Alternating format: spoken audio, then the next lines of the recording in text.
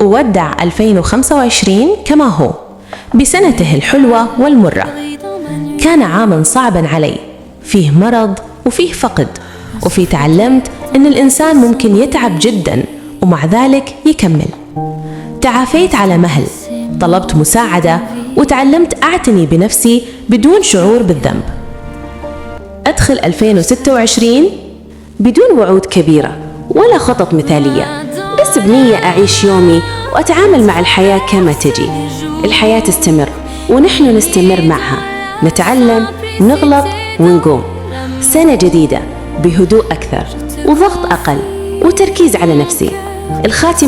الخاتمة اللي عديته كفاية.